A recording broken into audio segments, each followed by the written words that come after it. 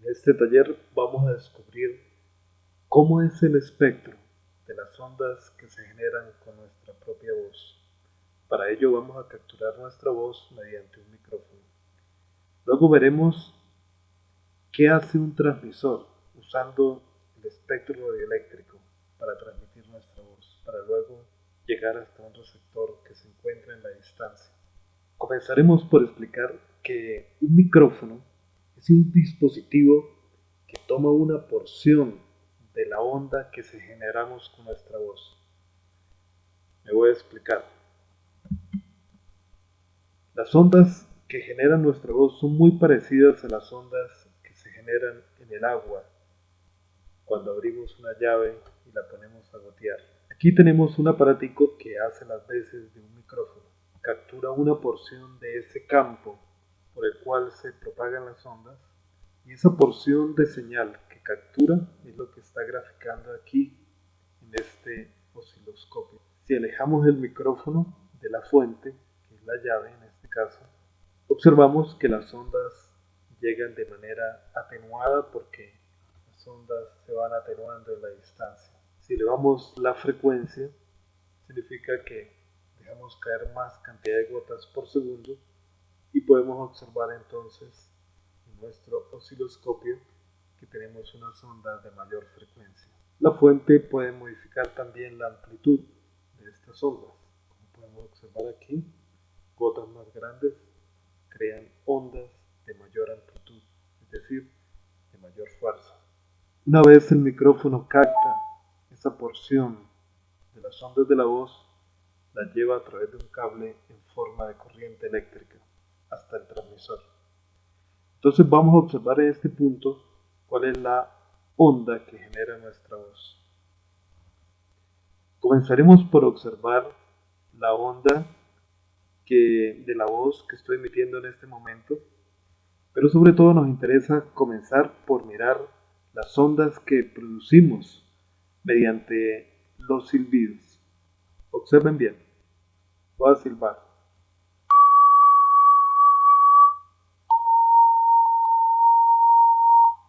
Observen que puedo emitir ondas de diferentes frecuencias. Si el sonido es más agudo, la frecuencia será más alta.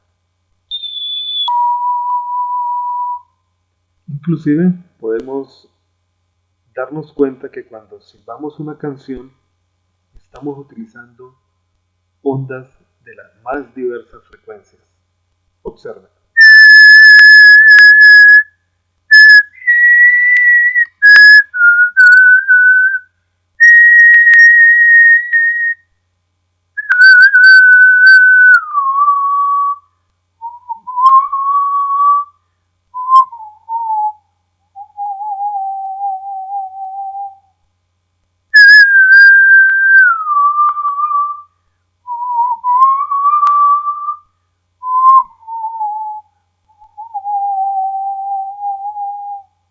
Vamos ahora a observar el espectro. Para eso vamos a subir este osciloscopio y acá lo que tenemos es un analizador de espectros. Vamos a probar medir la frecuencia de las ondas del sonido que generamos.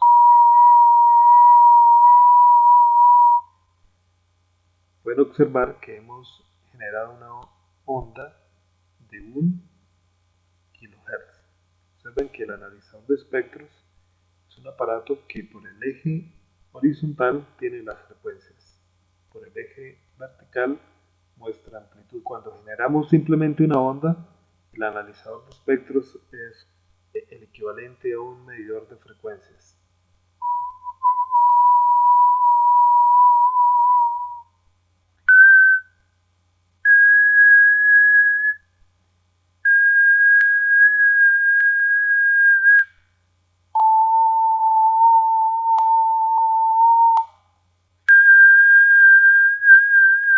Voy a silbar una canción para que ustedes se den cuenta cuáles frecuencias voy a utilizar para hacerlo.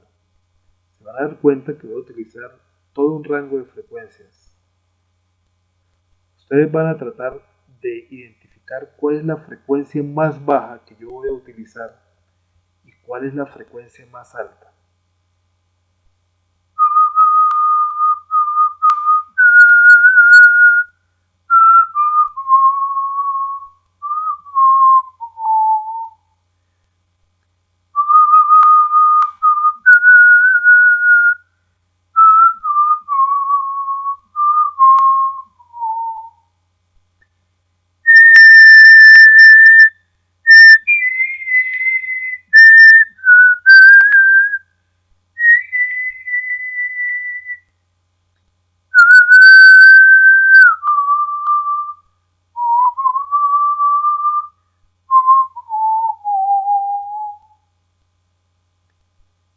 Vamos a observar entonces qué es lo que sucede con la voz normal.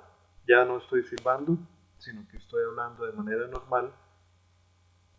Y sobre todo observemos qué ocurre aquí en la imagen del analizador de espectros. Pueden observar que estoy generando frecuencias tan bajas como de unos 30 Hz y frecuencias tan altas que bien pueden llegar hasta unos 8 kHz. En este momento estoy mostrando hasta 6 kHz, pero la voz humana puede llegar hasta 8 kHz y los instrumentos musicales pues pueden llegar hasta 15 e incluso hasta unos 20 kHz. Lo que podemos concluir de este experimento es lo siguiente. Nuestras cuerdas vocales no están generando una, sino cientos y miles de senoidales que todas sumadas conforman esa señal de la voz. El oído es un admirable analizador de espectros que reconoce todas esas frecuencias que generan las personas cuando hablan.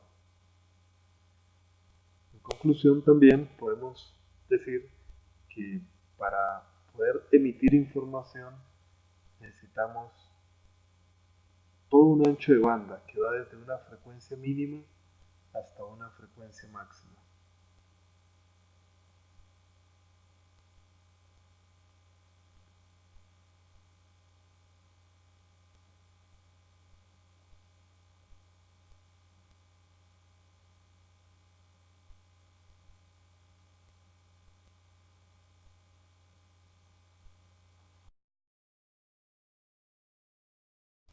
Hemos conectado ahora el osciloscopio y el analizador de espectros a la antena del radioreceptor, de manera que ahora la señal que estamos observando es la señal de, del campo electromagnético, la cual es captada por la antena.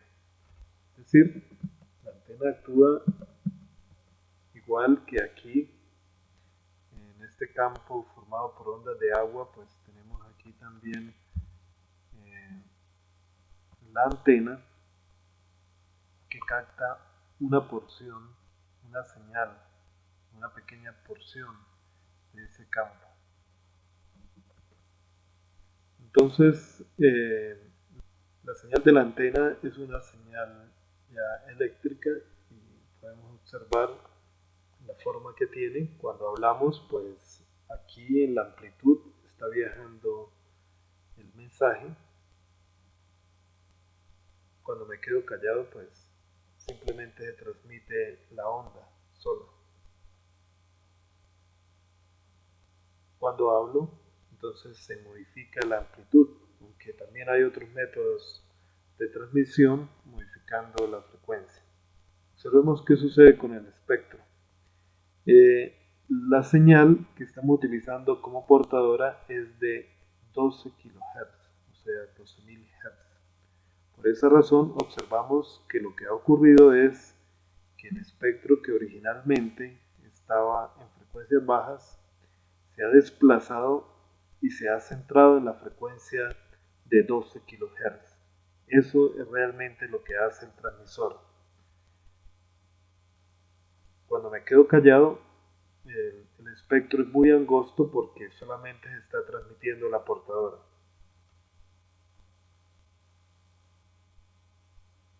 Cuando hablo, pues el espectro va cambiando dependiendo de las frecuencias que está usando mi voz. Se puede volver más ancho o más angosto porque el espectro es algo dinámico. Pues entonces, en conclusión, la función del transmisor consiste en desplazar el espectro y ubicarlo en una banda de frecuencias que le ha sido asignada a esta emisora para su transmisión. Observemos lo siguiente, aquí tengo nuevamente un analizador de espectros, por acá las frecuencias están dadas en Hz. Observemos lo siguiente, yo puedo cambiar las frecuencias de la portadora y cuál es el efecto. Voy a colocar aquí 12.000. Entonces el espectro se ubica en 12 kHz. Entonces los transmisores normalmente traen la manera de poder graduar la frecuencia en la portadora, puesto que ellos tienen que estar en capacidad de ubicarse en la banda de frecuencia que le asigne el ente regulador. Observamos entonces que podemos subir esa frecuencia y ubicarla en un cierto canal. Muchas veces algunos canales ya están asignados a otros operadores y por eso el transmisor requiere esa capacidad de ubicarse en diferentes bandas de frecuencia. Tan pronto Marconi montó su empresa de radiotelegrafía, surgió la necesidad de parcelizar las frecuencias en bandas, una banda para cada servicio. Allí es donde nace el término espectro radioeléctrico, el cual agrupa todas las bandas de frecuencia que se destinan para las comunicaciones de radio.